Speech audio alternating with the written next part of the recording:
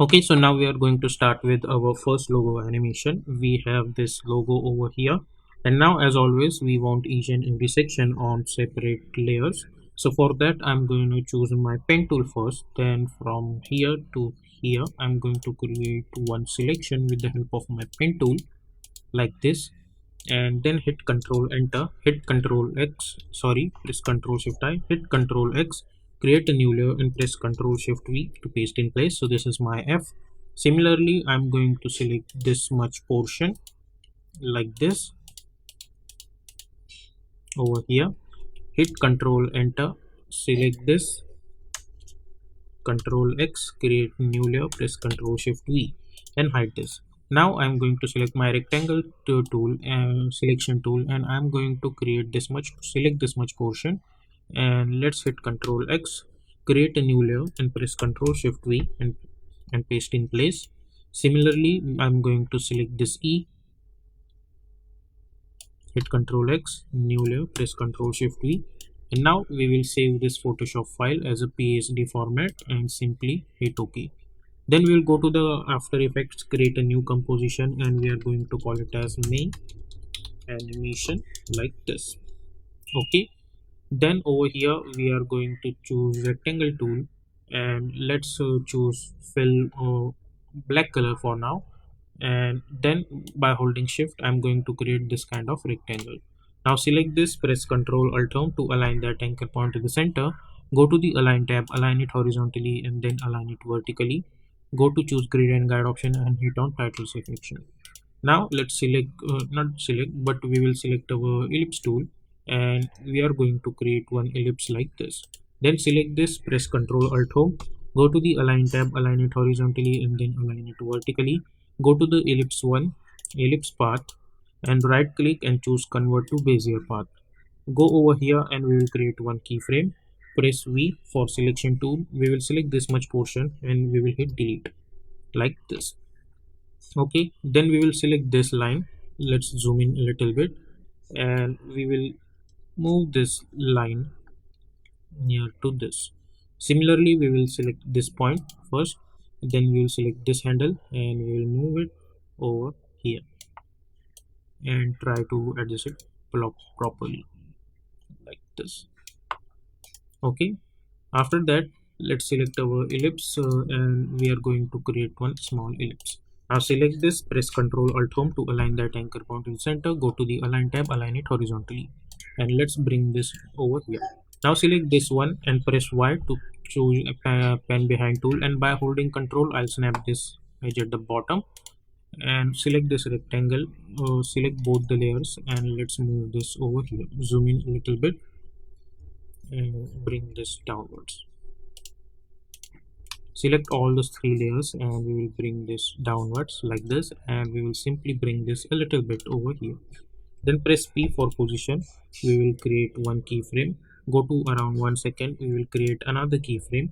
We will take a distance a little bit over here, create another keyframe, and in middle of that we will bring this a little bit upward. Then go to the start and we will bring this upward. Select those keyframes and hit F9. Go to the graph editor, select this graph. By holding shift we will move this handle over here, select this and we will move this handle over here. Zoom in a little bit. Let's select this and move this handle over here, select this and move this handle over here. This one should be over here. Select this one and this one should be over here like this. So if you see this, now we will get this kind of animation. Now we will take a distance of 10 frames and we will adjust it one by one like this. Okay, and select all of them and enable their motion blur. Okay, then take a few distance, select all of them and we will create one keyframe at position and one keyframe at rotation by pressing R and hit U, and select those keyframes and we will hit F9. Then right click new and we will create one null object and we will bring this null object over here. Select all of them and make it apparent with this null object. Select this null object, press R for rotation, create one keyframe like this. Then go somewhere around 3.20 frames and we will rotate it like this. Okay, select those keyframes and hit F9. Then we will select this ball over here Okay, and zoom in a little bit so we can select it properly. We will move this over here, select this, we'll move this over here, zoom out, select this, and we will move this over here, and also hit W so you can rotate it like this. Select this, hit W so you can rotate it like this. So if you see this now, we are gonna get something like this. So let's make this fit again. Select those keyframes and hit F9. So we'll get something like this, and by holding Alt I'm going to move this distance a little bit closer. So if I see this animation now, first I'll get this, then I'll get this. Okay, now I'll hit Control I to import my Photoshop file, which is this one. Import as footage, composition, return, layers and sizes, and simply hit import and hit OK. Go inside this and we will select all of these layers, hit Ctrl C, go over here and hit Ctrl V, right click new and create one null object and select all of them and make it apparent with this null 1, null 2. Select this null 2, press S and adjust the scale of it. Press P for position. Let's bring this over here and let's bring this over here. Okay, so at this point this is going to be transition into this one. So let's try to do that. Now this ball, which is this one, let's see at which point we can transit this. At this point we can make a transition somewhere around over here. Let's do that. So for this one, transition should happen over here. So I'll press T, create one keyframe, hit page down button 2 times and let's make this 0. Select those keyframe and hit F9. Hit Ctrl C, hit page down button 2 times, select this, hit Ctrl V, hit U, go over here, hit page down button 2 times, select this and hit Ctrl V over here. So press T, select this layers and press T for opacity. So if you see, so it's going at this point.